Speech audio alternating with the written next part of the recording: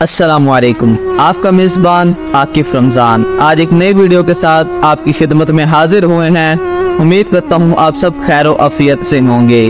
آج ہم اس ویڈیو میں جانیں گے کہ حضور پاک صلی اللہ علیہ وآلہ وسلم کی ولادت کے وقت کون کون سے عجیب و غریب واقعات ظاہر ہوئے۔ آج ہم اس ویڈیو میں جانیں گے کہ حضرت عبدالمطلب رضی اللہ تعالیٰ عنہ کو حضور پاک صلی اللہ علیہ وسلم کی زیارت کرنے سے کیوں روکا گیا۔ آج ہم اس ویڈیو میں جانیں گے کہ حضور پاک صلی اللہ علیہ وآلہ وسلم کے جو دونوں شانوں کے یعنی کہ دونوں کندھوں کے درمیان جو مہر نبوت تھی وہ کس چیز سے لگائی گئی۔ آج ہم اس ویڈیو میں جانیں گے کہ حضور پاک صلی اللہ علیہ وسلم کی آمد سے شیاطین کو آسمان پر جانے سے کیوں روکا گیا۔ چلیں چلتے ہیں ویڈیو کی طرف۔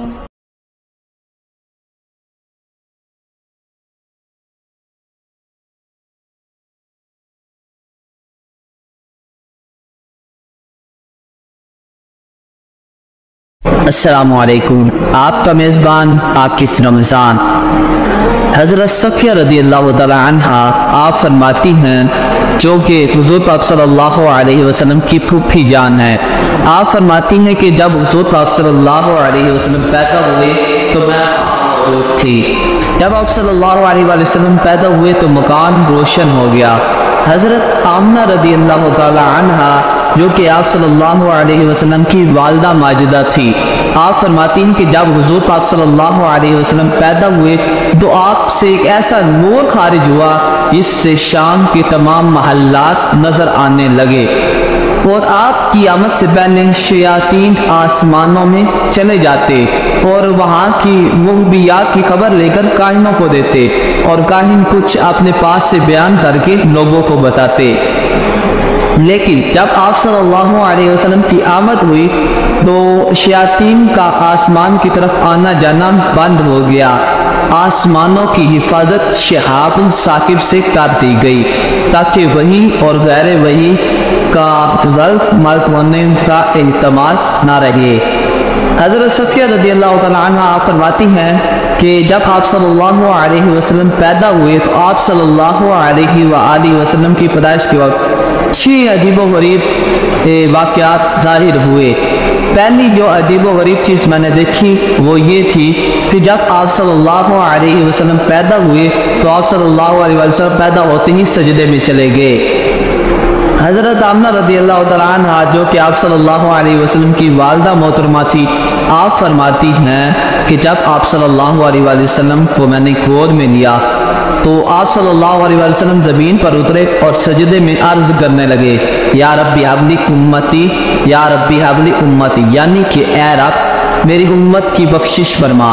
اے رب میری امت کی بخشش فرما۔ تو غیب سے آواز آئی، وَحَبَتُكَ أُمَّتِكَ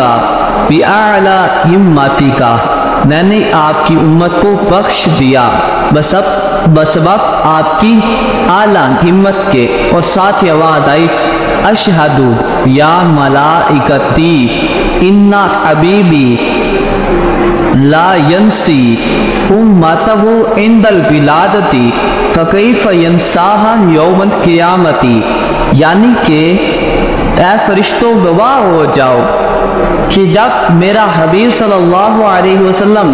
پیدا ہوتے ہوئے اپنی امت کو نہیں بھولے تو قیامت کے دن کیسے اپنی امت کو بھول جائیں گے۔ یہ خوش نصیبی ہے ہماری کہ اللہ تعالیٰ نے ہمیں مسلمان پیدا کیا اور آپ صلی اللہ علیہ وسلم کا امتی اور غلام بنا کر بھیجا ہے۔ حضرت صفیہ رضی اللہ تعالیٰ عنہ آپ فرماتی ہیں کہ جو دوسری عجیب و غریب چیز میں نے دیکھی وہ یہ تھی کہ آپ کا نور چراغ کے نور پر غالب تھا۔ حضرت صفیہ رضی اللہ تعالیٰ عنہ آپ فرماتی ہیں کہ تیسری جو عجیب و غریب چیز دیکھی وہ یہ تھی کہ میں نے سوچا کہ میں آپ کو نہلا دوں۔ جب میں آگے بڑھی تو غیب سے آواز آئی، اے صفیہ رک جا، میرا حبیب پاک و صاف ہے، تو تکلیف مت کر۔ حضرت صفیہ رضی اللہ تعالیٰ عنہ آپ فرماتی ہیں کہ جب عجیب و غریب جو میں نے چوتھی بات دیکھی وہ یہ تھی کہ آپ ختنہ کیے ہوئے تھے۔ حضرت صفیہ رضی اللہ تعالیٰ عنہ آپ فرماتی ہیں کہ پانچویں عجیب و غریب بات میں نے یہ دیکھی کہ آپ صلی اللہ علیہ وسلم کے دونوں شانوں کے درمیان یعنی کہ دونوں کندھوں کے درمیان روشن ستارے کی طرح ایک چمکدار مہر دیکھی جس پر نورانی خط سے لکھا ہوا تھا لا الہ الا اللہ محمد رسول اللہ صلی اللہ علیہ وسلم۔ حضرت صفیہ رضی اللہ تعالیٰ عنہ آپ فرماتی ہیں کہ جو چھٹی چیز میں نے عجیب و غریب دیکھی وہ یہ تھی کہ جب آپ صلی اللہ علیہ وسلم پیدا ہوئے تو آپ صلی اللہ علیہ وسلم نے بہت فصاحت کے ساتھ شہادت کی انگلی کھڑی کی اور کہا اشہد ان لا الہ الا اللہ و اشہد ان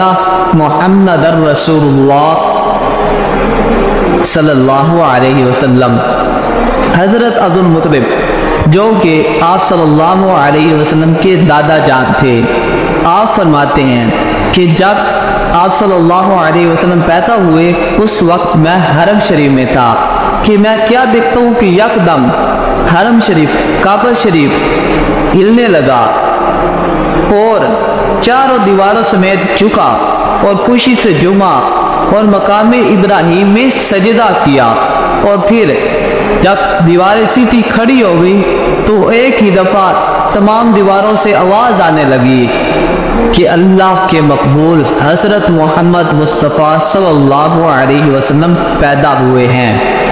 جس شخص نے ان کی زیارت کی اس نے سعادت حاصل کی اور وہ مراد کو پہنچا۔ حضرت عبد المطلب رضی اللہ تعالیٰ عنہ فرماتے ہیں کہ جب میں نے کوہ صفا کی طرف نظر دوڑائی تو کیا دیکھتا ہوں کہ کوہ صفا خوشی کے مارے کبھی بلند اور کبھی پست، کبھی بلند اور کبھی پست ہو رہا ہے۔ اسی طرح جب میں نے کوہ مروہ کی طرف نظر دوڑائی تو وہ بھی خوشی کے مارے کبھی بلند کبھی پست، کبھی بلند اور کبھی پست ہو رہا ہے۔ حضرت عبد المطلب رضی اللہ تعالیٰ عنہ آپ کہتے ہیں کہ اتنے میں ایک آدمی آیا اور اس نے مجھے کہا اے سرداران مکہ، بشارت ہو، خوشخبری ہو، آپ مبارک ہو کہ آپ کے گھر لڑکا پیدا ہوا ہے۔ حضرت عبد المطلب آپ فرماتے ہیں کہ میں خوشی کے مارے حضرت آمنہ رضی اللہ تعالیٰ عنہ آپ پاس تشریف لے گیا تو حضرت آمنہ رضی اللہ تعالیٰ عنہ سے میں نے سارا واقعہ بیان کیا اور کہا کہ مجھے لگتا ہے کہ جیسے میں خواب میں ہوں اور لیکن میری آنکھوں میں نیند کا اثر نہیں ہے۔ تو حضرت آمنہ رضی اللہ تعالیٰ عنہ آپ نے کہا آپ سچ فرما رہے ہیں کہ جو عجیب و غریب باتیں آپ بیان کر رہے ہیں وہ اس بچے کی ولادت کے وقت ظاہر ہوئی ہیں اور یہاں پر بھی واقعات ظاہر ہوئے ہیں۔ حضرت آمنہ رضی اللہ تعالیٰ عنہ نے اپنے واقعات بیان کیے تو حضرت عبد المطلب رضی اللہ تعالیٰ عنہ نے آپ نے چاہت کہ آپ صلی اللہ علیہ وسلم کی زیارت کریں تو آپ نے حضرت آمنہ رضی اللہ تعالیٰ عنہ سے زیارت کی اجازت لی تو آپ نے منع کر دیا۔ آپ نے کہا کہ محافظان غیب سے تاکید ہے کہ جب تک کوئی بندہ اس بچے کی یعنی کہ حضور پاک صلی اللہ علیہ وسلم کی زیارت نہیں کر سکے گا جب تک تمام فرشتے اس بچے کی یعنی کہ آپ صلی اللہ علیہ وسلم کی زیارت نہ کر لیں۔ امام جلال الدین سیوطی رحمۃ اللہ تعالیٰ علیہ آپ فرماتے ہیں جلد اول میں خصائص کبریٰ میں کہ اللہ تعالیٰ نے حضرت آمنہ رضی اللہ تعالیٰ عنہ پر نور کا ایک بادل بھیجا جس سے گھوڑوں کے ہنہنانے، پرندوں کی چہچہانے اور مختلف انسان کی بولیوں کی آواز آ رہی تھی، اور جب آپ پیدا ہوئے تو کہا گیا کہ میرے محبوب کو تمام سمندروں کی اور مشارق و مغارب کی سیر کرائی جائے تاکہ میرے محبوب کا نام، حلیہ اور صدق تمام چیزیں جان لے اور تمام مخلوقات کو